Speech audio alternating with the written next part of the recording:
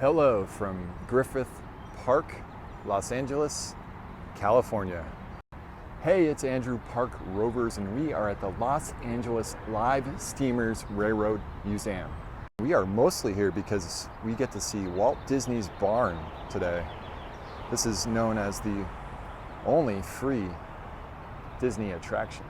One cool thing is they operate a miniature railway, which you can buy a ticket for $3.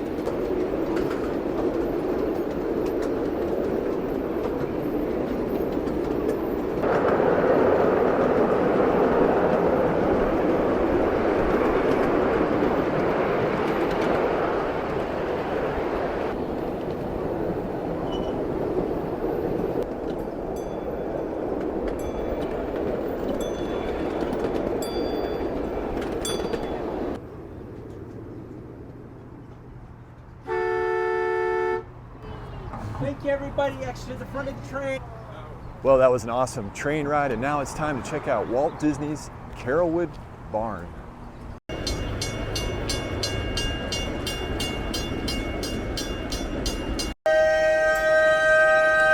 But first, before we check out the barn, we gotta wait for these trains to cross. Right as you walk in on the left are souvenirs, collectibles, and what have you. And you have some posters, a lot of Disney books. This is one of my favorite amusement park books. And specific Carolwood Barn merchandise. This hat is $25. You also have magnets and pins. Got a challenge coin for $17. Some magnets are $6. Lots of cool. Here's a cool pin for $10. And of course, you have stickers as well for $4 and some postcards. There's also a T-shirt here that's $20 through XL and $25 for the larger sizes. And here we are, Walt Disney's Carolwood Barn. This was moved here in 1999 from Walt's former residence. Walt originally built this barn to work on his backyard miniature railroad called the Carolwood Pacific. The barn was built to mimic one that he grew up with in Marceline, Missouri. Right as you enter are some photos from the dedication, and then a photo of the barn in its original spot in Walt's backyard. And there is a lot to see in here. Right in the center of the barn is Walt Disney's King George engine. Here's Walt Disney looking over his damaged King George engine.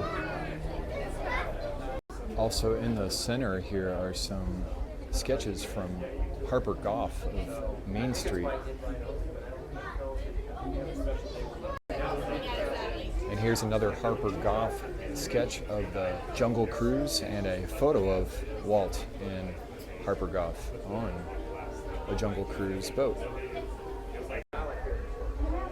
Lots of different photos and some Disney memorabilia here. This is cool. All of the workbenches in the barn were hand-built by Walt. Here's a DVD and a poster of the Great Locomotive Chase. This premiered in Marceline, Missouri.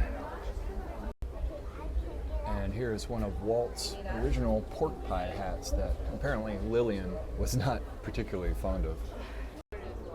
Here's a G-scale model of Ward Kimball's narrow gauge Chloe. This is really cool. Lots of different items from Ward Kimball and Ollie Johnston, including Ollie Johnston's railroad passes. Here's Ollie Johnston's toolbox. And Roger Broby's cameras right here. Roger was considered Walt Disney's first Imagineer. Lots of different photos here of the Carolwood Pacific. And of course, the Lily Bell. Here's a piece of the Carolwood Pacific itself. This is awesome. In the middle of the barn is a Disney Legend Award. Since 1987, the Walt Disney Company has been handing these out. This one was given to George Bruns. Here's a map of the Carolwood Pacific, how it went around Walt's house and his pool there, around the barn. Here's a scale model of the barn we're in right now. This is interesting, a resolution from the city of Los Angeles for the Carolwood Barn. More photos of the Lily Bell. It's always fun doing creative position. I always ask people, Here's a Walt Disney Railroad model train, electronically operated. This is cool. Here's where Walt would hang his overalls.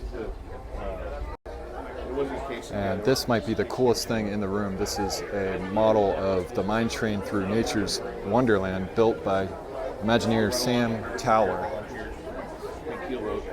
See the rocks rotating there. This is awesome. Buildings that look side that you can go by on Thunder Mountain from the original ride. Lots of different things going on here. Here comes the train.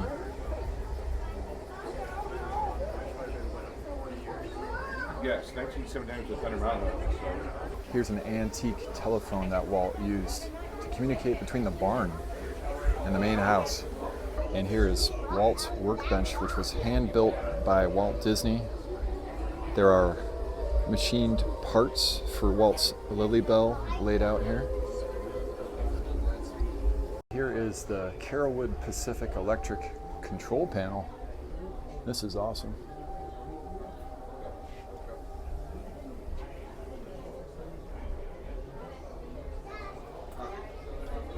Right above the central track control is a photo of Walt. So that's just a peek inside the barn. There's definitely a lot to check out in there.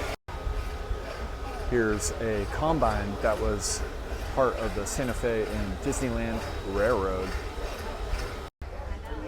And there's a lot of photos, conceptual art, even some blueprints in this building.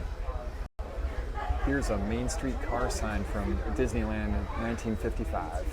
Here's a Disneyland park site plan from 1953. Wow. Here's a reproduction of the early concept for Disneyland. Here's an original Disneyland Railroad switch stand from 1955. Here's a reproduction of the Disneyland park site plan from 1953. Lots of different items from the Santa Fe and Disneyland Railroad. Here's a Disneyland brass plate from 1955. Here are some photos of all the trains at Disneyland. I am overwhelmed. There's just so much to see in here.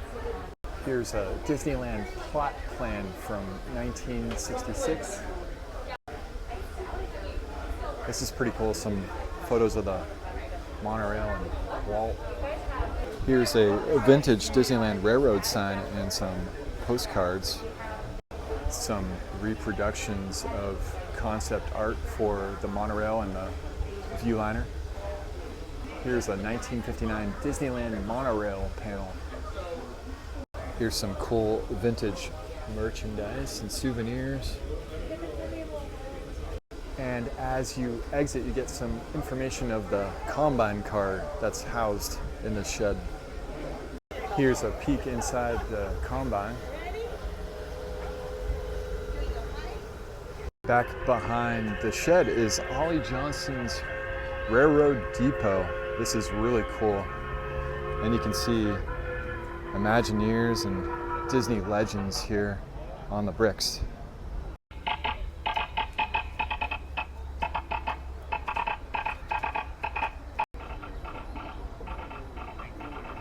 So I think that will do it from Walt Disney's Carolwood Barn. If you enjoyed this video, please give it a thumbs up, subscribe to Park Rovers, and we'll see you next time. There's also model trains back here.